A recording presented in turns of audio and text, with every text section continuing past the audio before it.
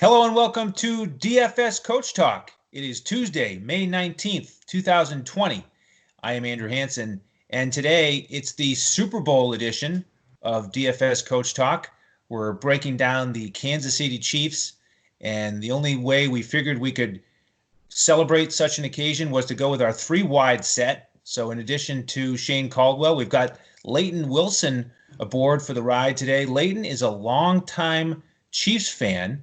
So, Layton, why don't you start us off with describing what it was like in the greater Kansas City, Kansas, and Missouri area after that big Super Bowl title? Yeah, for sure. It was crazy.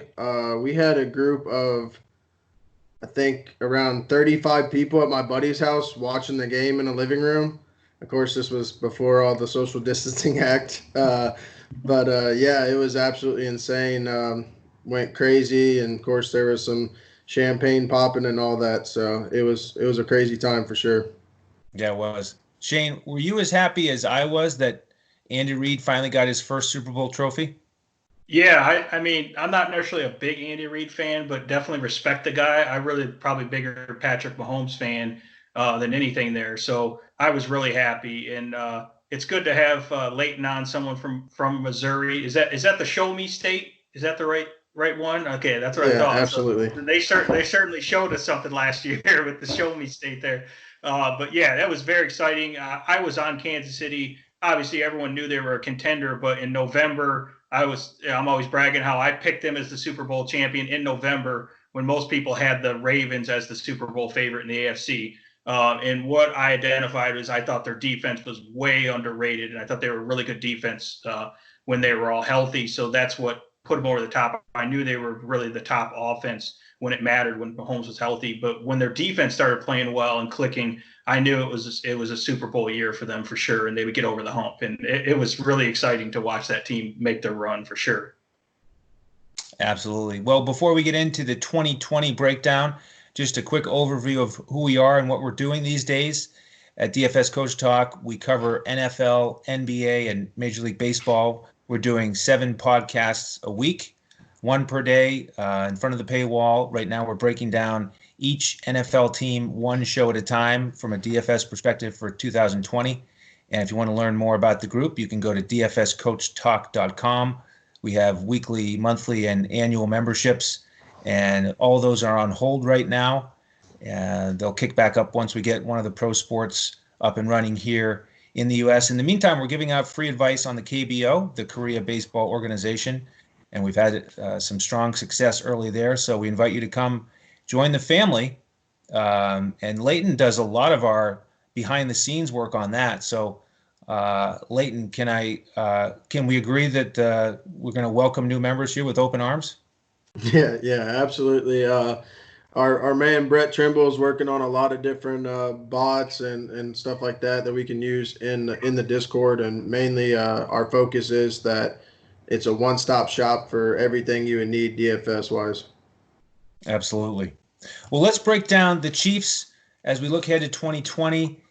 Unlike a lot of these teams we've been breaking down recently, they have a lot of stability. They've got the same coaching group, most of the key contributors on offense. So Andy Reid's got to be feeling good after over 200 wins to finally get the first Super Bowl.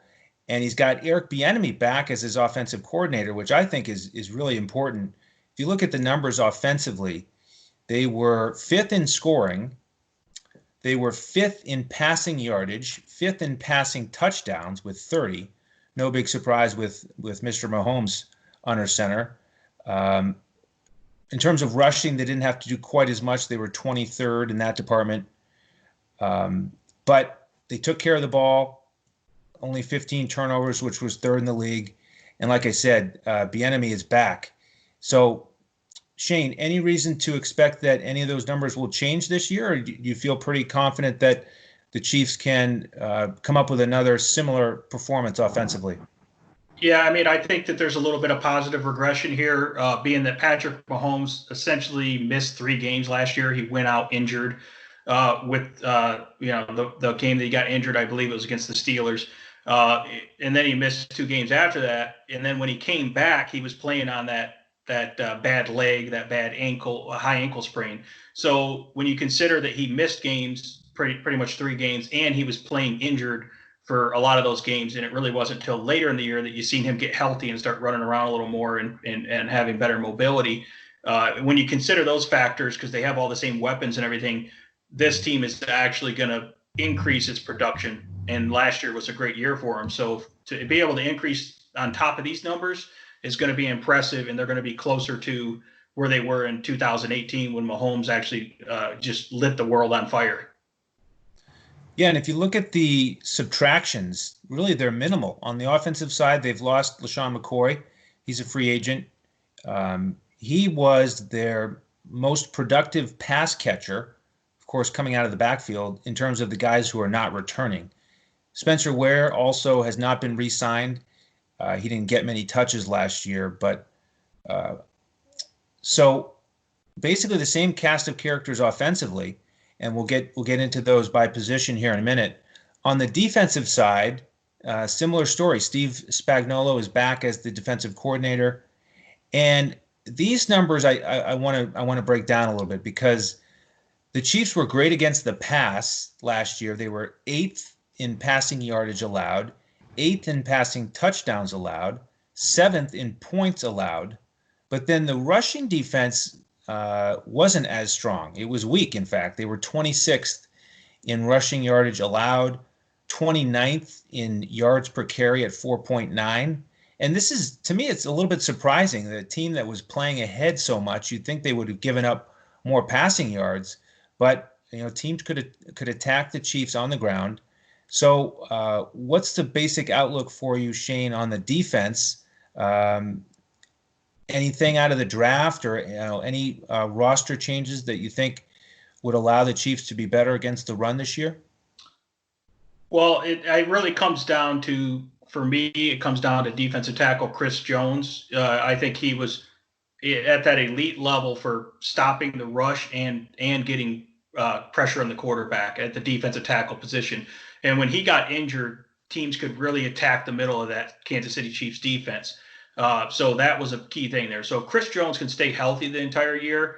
The other guy that they are missing now that actually signed with the Lions was Reggie Ragland, who's a pretty good run stopping inside linebacker. So they have a little bit of a weakness there. But if they could fill that position and Chris Jones stay healthy, I will expect them to probably be similar production or maybe a little bit better against the run this year.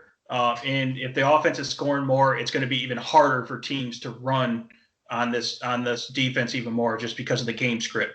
But where the defense really excelled is only giving up 7th in points, only 19.3 yards or points per game. And they had 23 takeaways, which was pretty good as well. 16 interceptions, 7 fumble recoveries, and they had 11 sacks. And that was, again, with Chris Jones, their top defensive tackle, being injured some of those games as well. They had 45 sacks. So I think that the defense is pretty strong. I'm a little worried about them losing Kendall Fuller because he was their top-ranked cornerback. So you will be able to probably attack wide receiver ones against this secondary, because there's not one guy who's like a shutdown corner like Kendall Fuller became last year, which means the teams are going to have to pass against them, and they don't have a shutdown cornerback. So wide receiver 1s and 2s are great to target against this defense. So I think that they might step back a little bit in the passing defense this year because of the loss in the secondary there. But overall, they're still pretty good. They're still good enough to win a Super Bowl again. But we'll see how it shakes out with injuries and everything, because I'm a little concerned about their experience and their depth at defense. Now, Layton, what's your perspective on this? I know with some of the draft picks, you weren't thrilled about where guys were taken. And so, as I'm looking forward to the 2020 season, and I'm picturing, well, maybe it won't happen this year, but if you were in Arrowhead Stadium, would you expect a lot of the fans to be, if the fans could boo the draft and boo the changes defensively, is that what would happen, or do you think there's some hope here for some improvements? No, I wouldn't necessarily say boo it, but just kind of the way they approached the draft was a little suspect. But Player wise, what they got was a lot of raw talent, and with Willie Gay in the second round, the guy's an absolute freak. If you watch his tape out of Mississippi State, he's a freak athlete. I believe Shane said he was in the 90th or top percentile, or one of the best players in the NCAA in coverage, which is absolutely huge from a linebacker. He's definitely exciting. The Chiefs linebacker core, since Derek Johnson left, that was kind of the prime days. They had a good core back then. After he left, they've kind of been searching for that linebacker core again, and it's just been a number of guys going in and out. So hopefully, with that guy stepping in, maybe they can get that concreted in that defense. Also, L'Jarius Sneed out of Louisiana Tech. He's another raw prospect, and that's really how they put it, around draft time, is he's super raw, super athletic, and just see what they can do, see if they can mold him in there, which I believe Spagnuolo has what it takes to form that defense. And, we kind of touched on it a little bit. I think that defense only gets better the more guys they can keep around. Chris Jones, I believe he had the tag put on him. The franchise tag, excuse me. That's another guy you're going to have to pay. So I believe that's a good problem to have, really. It's worrying about making sure you're holding on to these guys, but it's definitely something that needs to get taken care of. Excellent. Yeah, for Spagnuolo, I was surprised looking back at some of his numbers with previous teams as a defensive coordinator. The rankings weren't always at the top of the charts.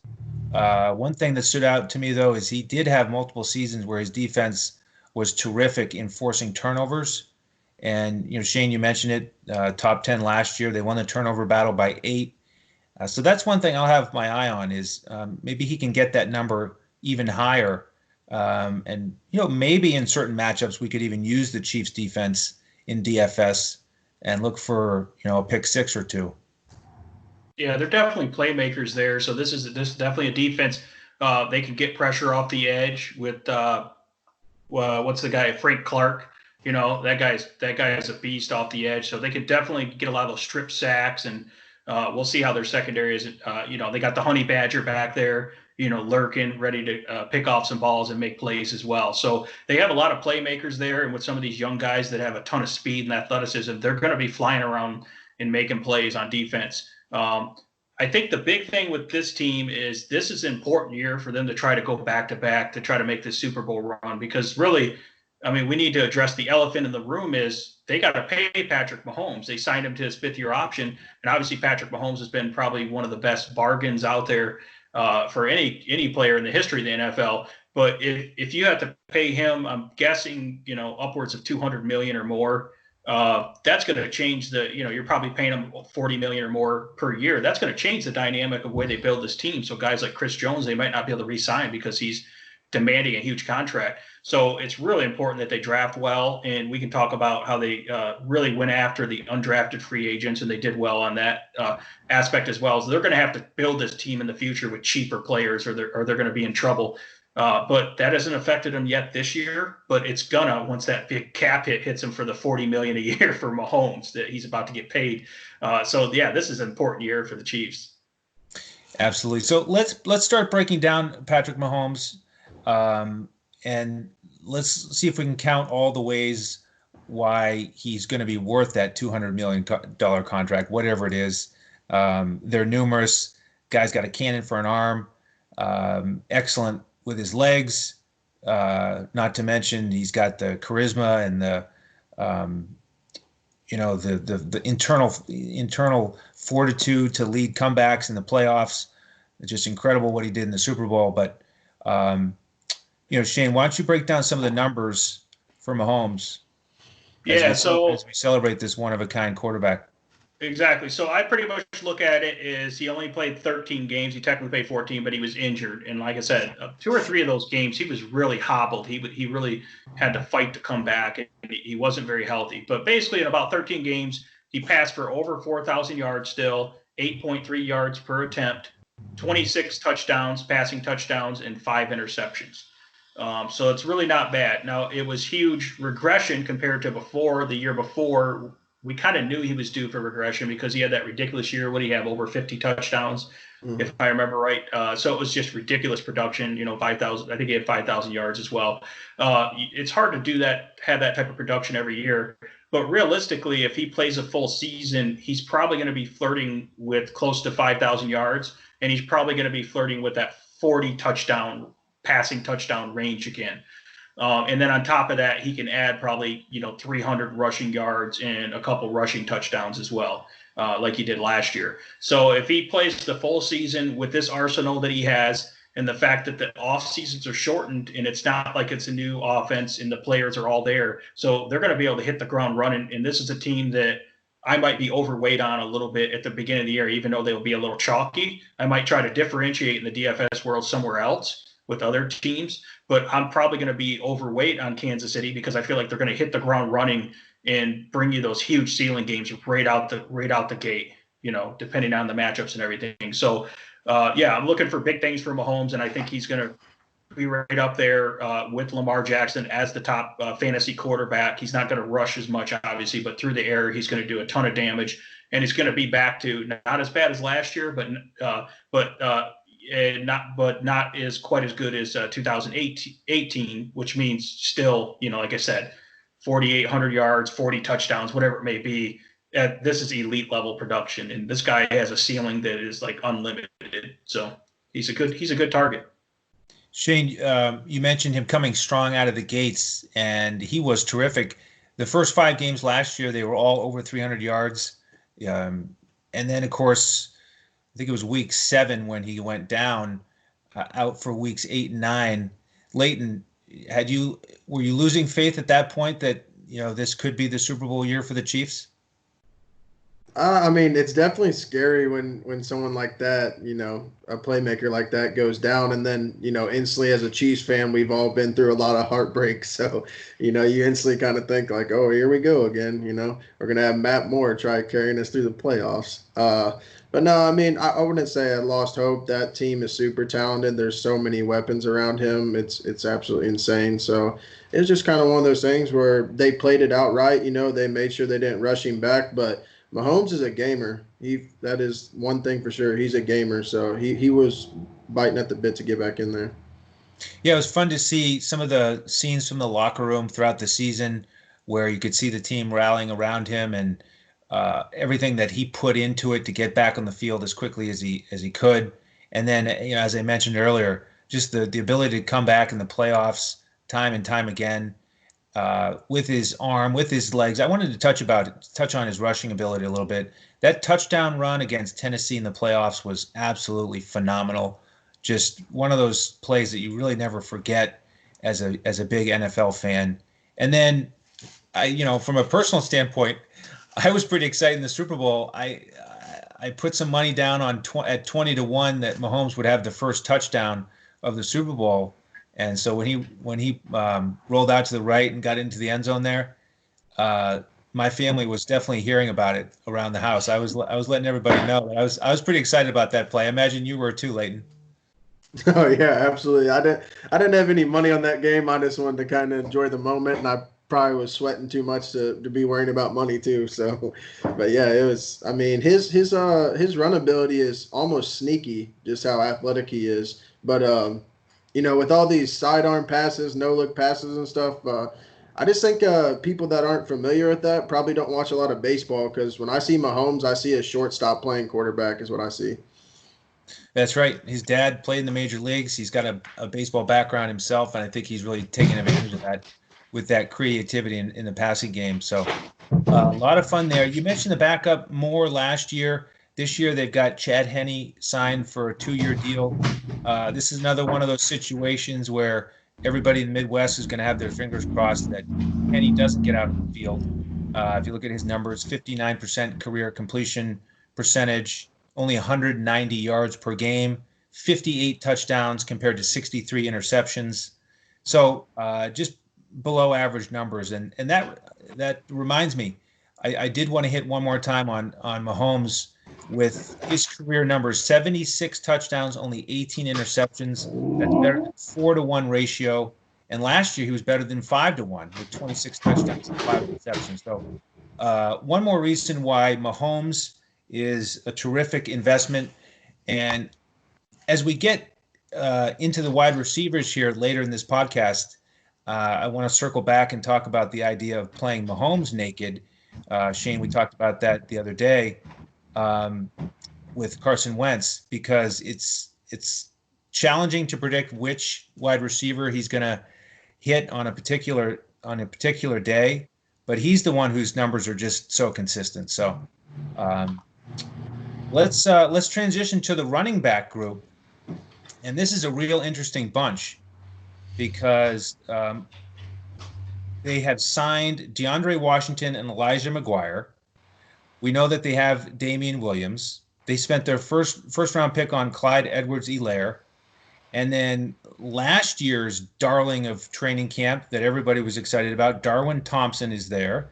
Darrell Williams got a lot of run last year. So a lot of guys, fighting for touches there. So Layton, let me start with you. Damian Williams, if he comes back and he gets that early down work this year, how confident are you that he can A, stay healthy, and B, be as productive or maybe even more productive than last year? I think comfortability definitely, comes into play there with him being there for a couple of years now. The Chiefs, ever since Jamal Charles was injured and then he ended up leaving, that's kind of been the same thing as the linebacker group there. They've kind of just done it by a committee and never really had any stars, just guys that stepped in. So, I think he'll definitely be productive with Edwards-Helaire getting in there. I would be interested to see how much impact he makes on Williams' touches. And then, like you mentioned, Thompson and these other guys, they've all proven when they've gotten a little spotlight to do a little something with it. So it'll definitely be an interesting group to watch. Yeah, and I think Damian Williams is going to be very motivated here with all these guys around him who, have various strengths. And I wanted to compare Williams to McCoy real quickly before we get to Edwards-Helaire, because I think the narrative around McCoy that he's completely washed up and finished, and it's not a significant loss, I think that's a little bit overblown. Granted, he's 31 and he doesn't have too much left. He may only play one more season if he gets signed. But listen to these numbers with Williams compared to McCoy last year. Williams had 498 yards rushing at 4.5 per carry. McCoy had 465 yards at 4.6 per carry. Williams 5 rushing touchdowns, McCoy 4. Williams 30 receptions, McCoy 28. Williams 2 receiving touchdowns, McCoy 1. So, to me, a lot of this is Andy Reid's system and, the team scheme, getting these guys in good positions, knowing how to use them. And so I think there's some pressure on Damian Williams to produce early. But Shane, how do you think this is going to break out? Is he going to get the early crack to be the early down back with Edwards-Helaire, the leader in the clubhouse, to be out there on third down catching passes? I think that we're going to be dealing with the split committee here, and I'm thinking right away. Normally, I would say Edwards-Helaire, we have to wait and let him develop and learn the offense. But as long as he can get up to speed, I think it's going to be about around a 50-50 split, 50-50 to 60-40. And I think Edwards-Helaire is going to be an instant star in the league in this offense. I think LaShawn McCoy wasn't great. Yeah, you compared his stats to Damian Williams, but Damian Williams kind of came on strong in the playoffs. You've seen what he could do. Damian Williams isn't really a between the tackles runner, but really LaShawn McCoy at this point in his career is not very good at that either. LaShawn McCoy also, would fumble the ball. He always had the ball out loose. He wasn't very good fundamentally, and that really ticked off Andy Reid, I think, at that point. When they were making this playoff run, you couldn't trust him in there, right? So that's why he's pretty much thrown by the wayside. He trusted Damian Williams. They paid Damian Williams quite a bit of money, and they trust him. But he's a little bit limited on what he can do. And if he can take the workload off Damian Williams, he'll be better for that stretch run like he was last year. So I think that, because he's had injury issues, but I would look for Edwards-Helaire to get more early down work, because the guy is explosive. He's a smaller guy. It reminds me of like Maurice Jones-Drew, like in his prime, except for in a better offense. He's just a small, compact guy who's powerful and quick and can really break tackles and make tacklers miss. And he can run between the tackles. He's kind of hard to catch in there, but he can still, break out to the outside as well. Great as a pass catcher as well. So he'll really excel as an outlet there. So I expect this guy to contribute right away. It's not going to be a guy that you're waiting to acclimate, and that they'll be around a 50-50 split to keep Damian Williams healthy, and there'll be a 1-2 punch, and they'll both be explosive, and that you can play both of these guys because the offense has so much production, and they're going to get so many red zone opportunities. So it'll be interesting to keep an eye on it, but I would be confident in Edwards-Helaire right away, depending on his price. If he comes in low priced on DFS, I'm confident in him right away. Yeah, I would think he'll make some explosive plays right out of the gate. But with Williams, you mentioned the playoffs, and he really was clutch in the 3 games in the playoffs last year. 290 yards from scrimmage and 6 touchdowns. So, he's got to be feeling great about that. He rose to the occasion. But back to the regular season, he had 6 games where he put up less than 10 fantasy points on DraftKings. So pretty low floor. He had a bunch of duds in there. So it will come down to price for me and matchup. If Edwards-Helaire is cheaper, then I think there's a good chance I will invest in him. And breaking down some of the numbers, it was impressive. He really was successful running between the tackles in college. He was actually better at running between the tackles than getting outside, which is something that's a little bit surprising for a guy of that size. And we were surprised by his 40 number at 4.6, but in the 10-yard split, he was 1.53, which was the 93rd percentile. So this guy has the burst, and he can get past that first wave of tacklers and really hit the home run. Now, Layton, who do you think would step up next if either of these guys goes down? Do you think Darrell Williams will get that first crack because he has good experience in the offense, or perhaps DeAndre Washington coming over from Oakland, who finished the season quite strong, or maybe Darwin Thompson? That's a good question. No, with Washington come over, he did a fair job for the Raiders there. So that's kind of an interesting thing to look at. Darwin Thompson, again, both him and Williams have had a little bit of time, which, of course, that's Darrell Williams. So they both had time. They both shined in those times. Thompson are kind of like we talked about Edwards-Helaire. Thompson's a hard runner too. He's a small guy, but he's proven. Last year he had that one where on the goal line he carried 4 guys into the end zone and stuff. He's just that kind of guy that he's going to get every yard, and definitely interesting. Another interesting things about Edwards-Helaire is Patrick Mahomes actually wanted him. Him and Andy Reid talked. That's a story I saw, and he wanted him. And then let's not forget, the guy's a national champion, so he already has that championship mentality. Absolutely. Shane, what are your thoughts about that second group of running backs? I look at it as if one of those guys went down, Damian Williams or Edwards-Helaire, then you might mix in Darrell Williams as a early down power back and a goal line type back if he gets in the mix, kind of like he did last year. And then get Darwin Thompson involved in passing downs and different formations as well. So we'll see if Darwin Thompson can make that first to second year leap or not. But he really underachieved last year, and the fact that they spent their top pick on Edwards-Helaire tells you everything you need to know about how confident they are in those backup guys. So yeah, hopefully those guys don't have to play. But again, in this type of offense, yeah, if they have a bunch of injuries, you got to look at those guys.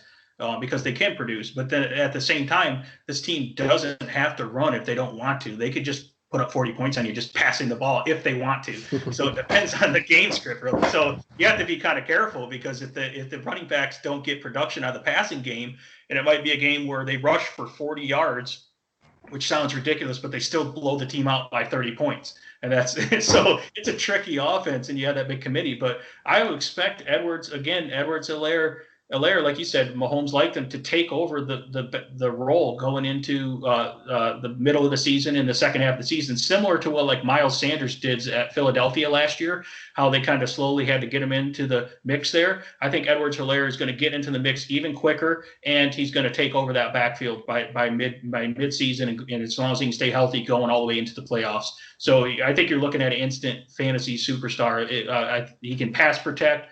He's a tough physical runner in between the tackles. He can go outside. He can catch passes. There's everything. He's already played in a pro-style offense. So that's why when Chief fans say, I don't really like that pick, why did they take a running back that early? Well, if you just took that offense to one of the best offenses in the league, and now you added a power running game in there as well, especially when you get into the playoffs with these tough matchups like the Ravens, are really tough matchups in the AFC. I think it was a good move by them, and obviously, as you can tell, I'm really high on this guy. Yeah, I am as well. I think the sleeper here, if you can call him that, is DeAndre Washington.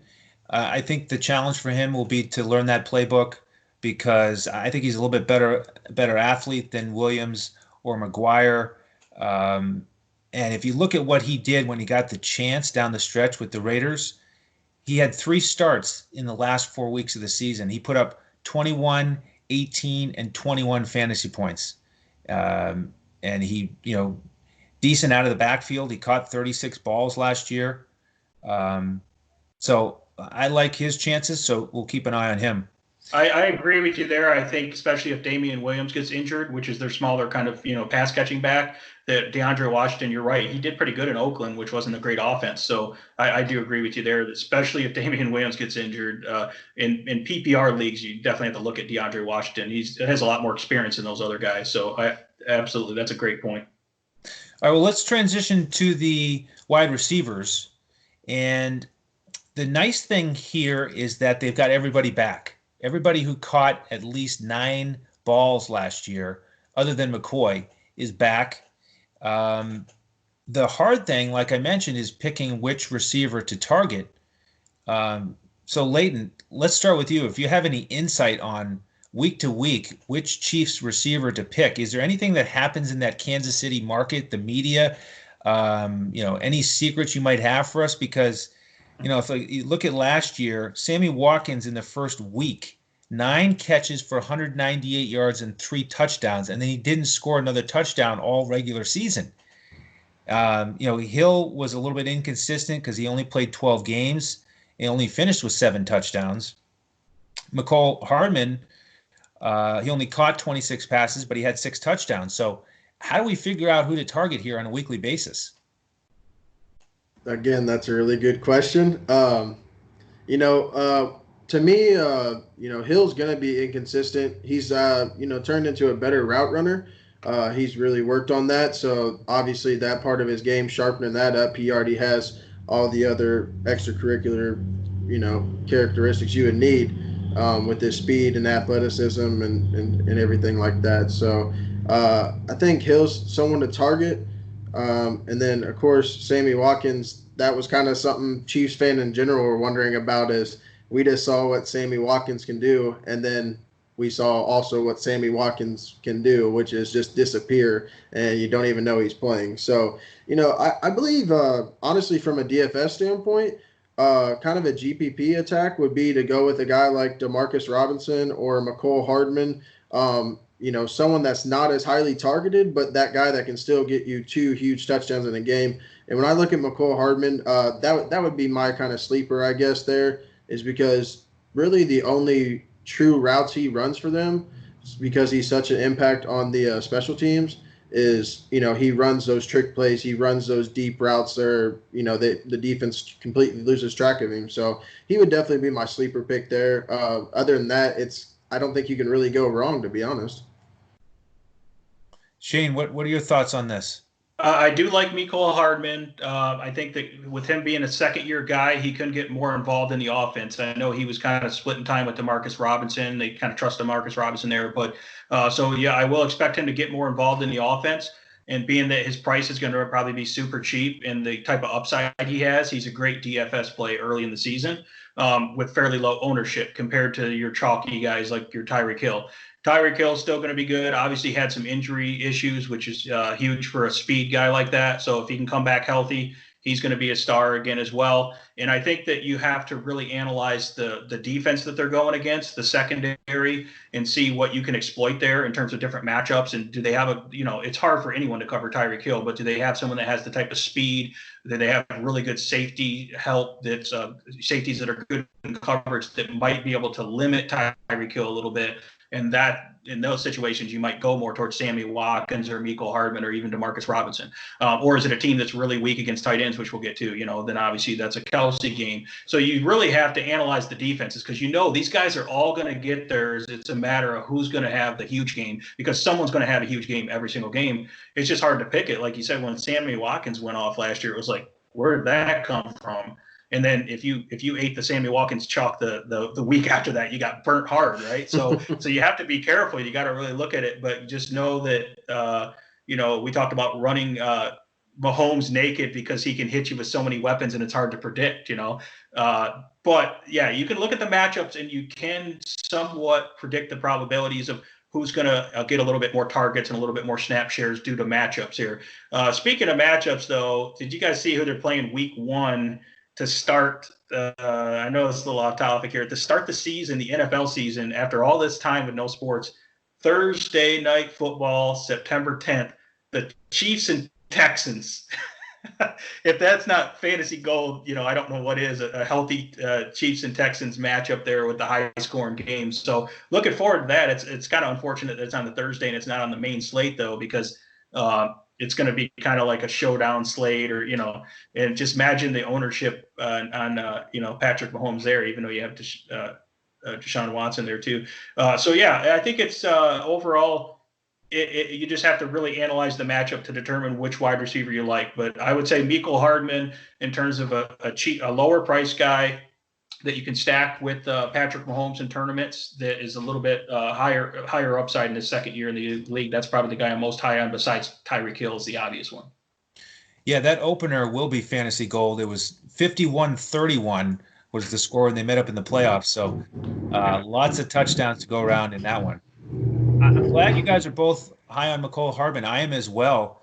And I think there are some numbers here that are worth repeating or mentioning, because we were talking about the ceiling guys here, but he's the real value play in here that it actually has some consistency. He had 8 games last year with at least 10 fantasy points on DraftKings. Demarcus Robinson only had 2. And he did have a ceiling game. He had a monster with 38 fantasy points, but he had a 13. And then other than that, it was everything under 10. And Hardman's ceiling wasn't as high. His ceiling game was 18. But this will be his second year. He's a real speedster. He ran a 4.3340.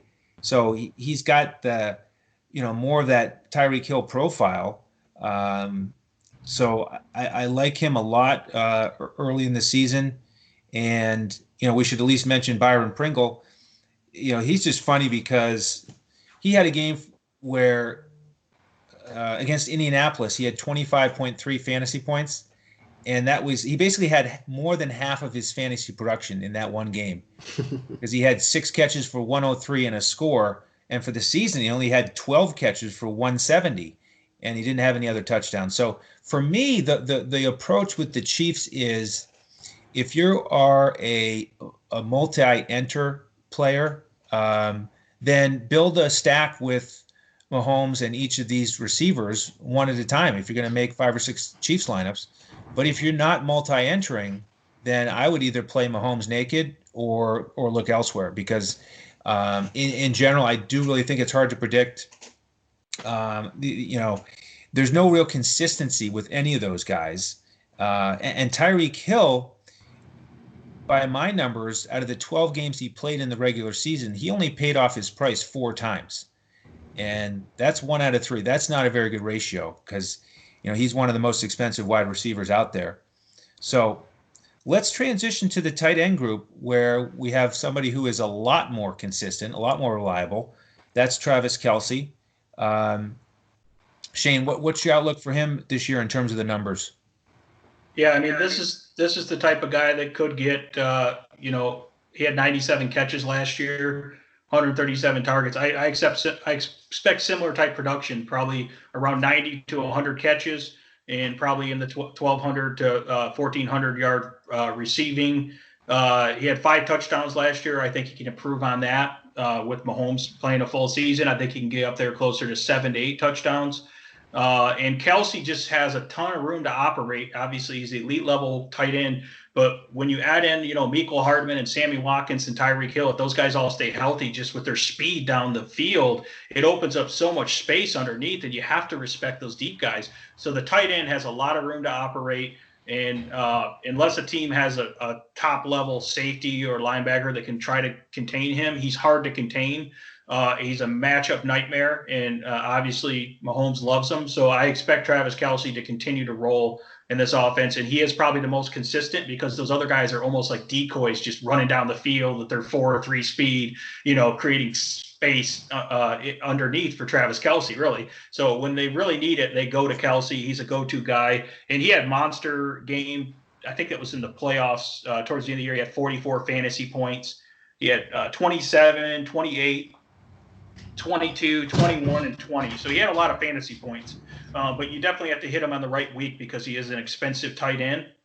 And it's hard to pay up on DraftKings for the tight end if he's close to 7,000 to 8,000, just because you can get tight ends that sometimes produce at ridiculous prices like 3,800 or 4,000. You know what I mean? So that's where it's tricky in terms of roster construction. But yeah, you got to love Travis Kelce, but you better hit him in a ceiling game because he's very expensive.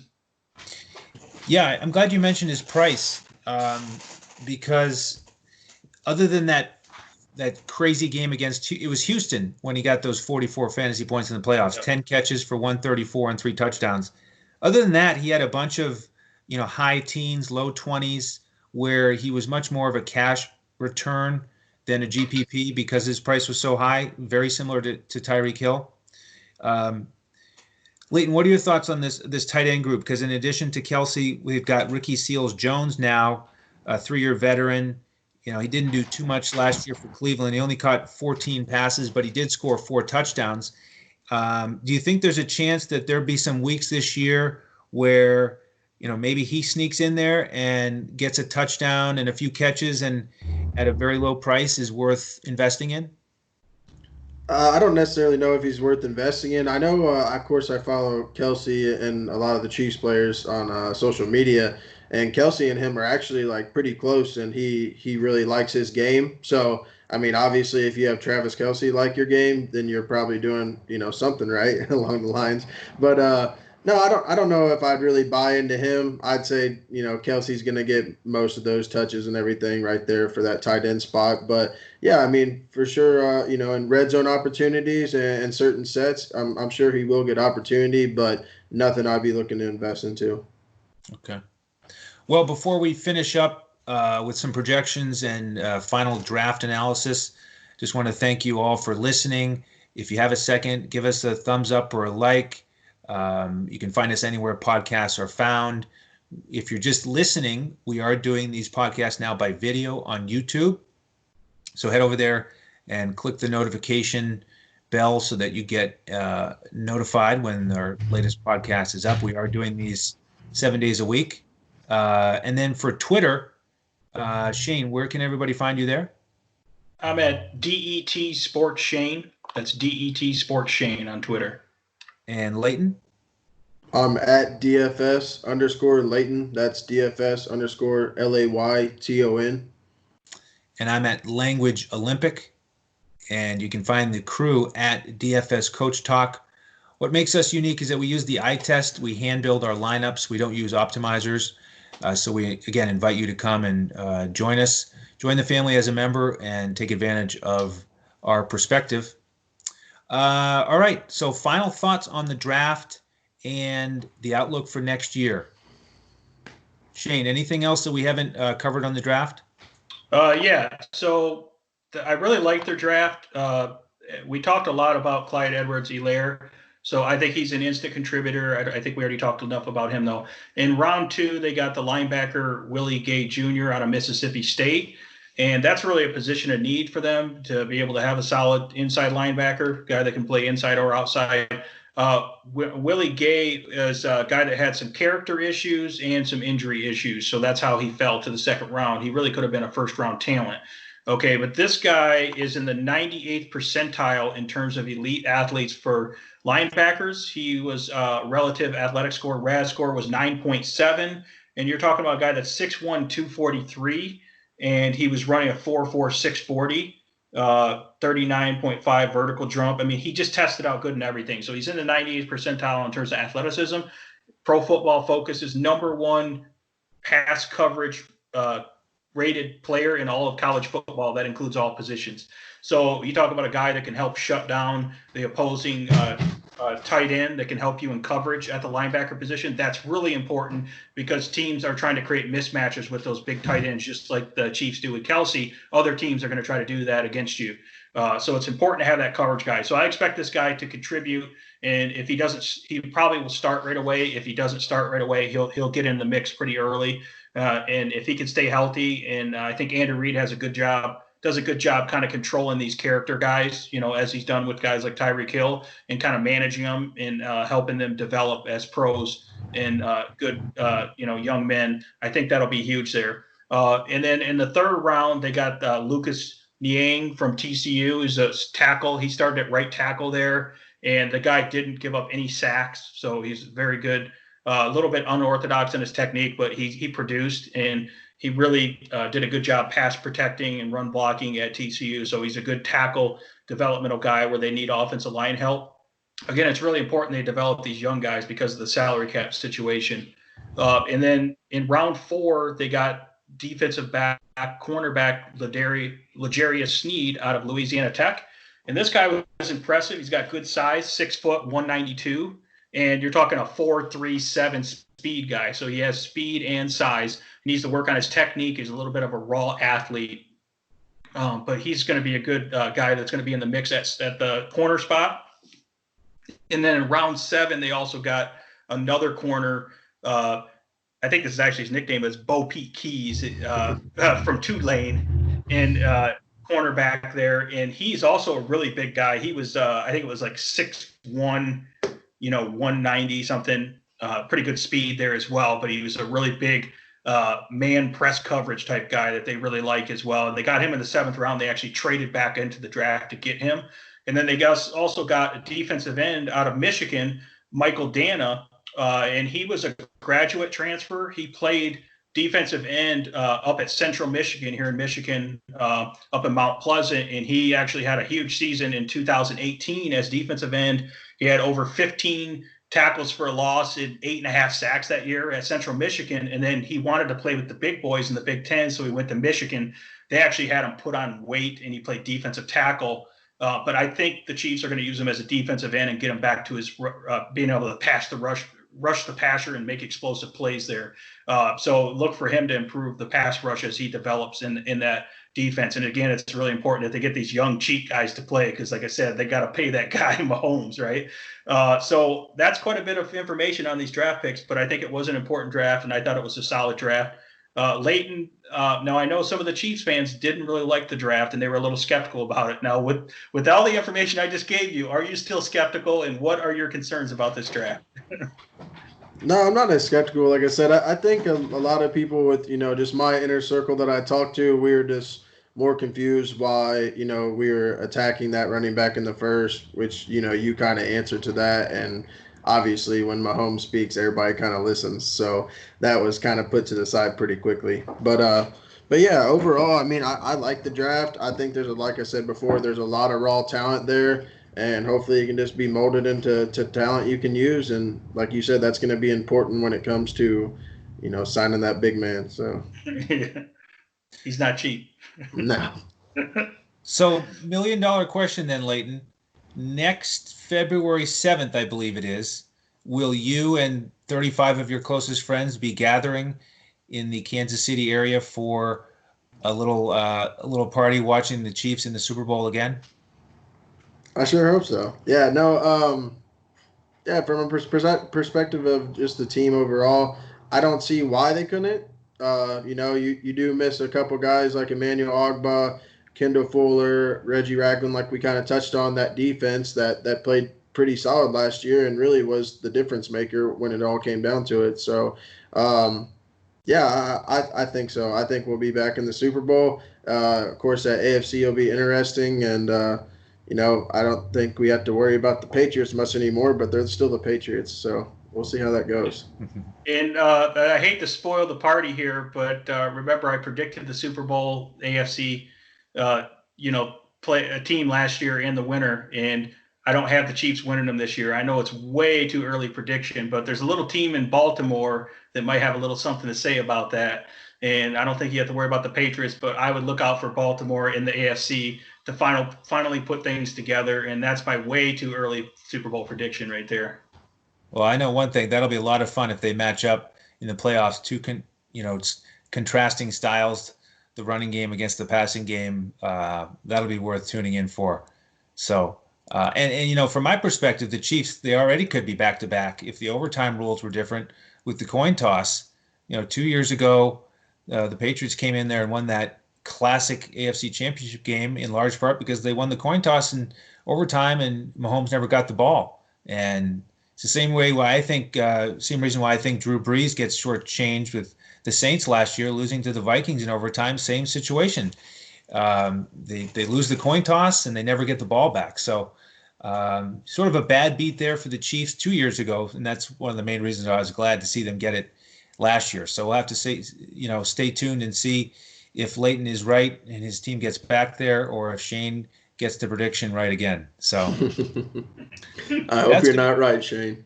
Yeah, I'm sorry, man. I'm going to speak the truth. Sorry. And I would say, just to summarize, I think some of the takeaways that we learned here, I think you can attack the defense, especially with the wide receiver position. Okay. And I think on offense, and this goes without saying, you can be bullish on Mahomes again, like we were going into 2019 or, towards the end of 2018. You can be bullish on Mahomes. You can fire him up, and those under the radar guys, you could fire up. Big takeaways that we all like in consensus is Mecole Hardman. So I think we all really like him. He's a good DFS play. And then Clyde Edwards-Helaire, if you can get on him early before his price goes up and before people know about him. So I think those are the big takeaways that I've discovered here, because everyone knows the Chiefs are great, right? I mean, they know that, but can you get those under the radar guys that are cheaper, that have the type of potential in this offense? And those are my main takeaways.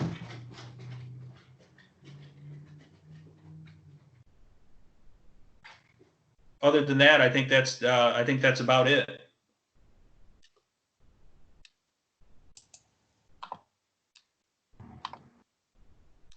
Layton, any final thoughts from you? Yeah, again, like we kind of touched on, I hope I'm at that watch party in February. And other than that, kind of like what Shane touched on, it's kind of you can't really be wrong with them, but I guess you can. But they have a lot of options for sure when it comes to DFS, and I would definitely look towards them. Obviously, you're gonna have to, by matchup and stuff, find that right combination. But yeah, again, I just hope we're back there in February. I'd definitely enjoy back to back. That's right. So be sure to stick with us here at DFS Coach Talk throughout the summer and heading into the fall, and we'll try to break down those matchups for you the best we can from a DFS perspective. And this concludes our coverage of the AFC West. We're going to transition to the AFC South starting tomorrow. And the last thing we'd like to mention here is Coach's favorite charity, MambaOn3.org. So feel free to check that out. And thank you again for tuning in. On behalf of our Chiefs man here, Layton Wilson, and Shane Caldwell, I am Andrew Hanson. We'll catch you again next time on DFS Coach Talk.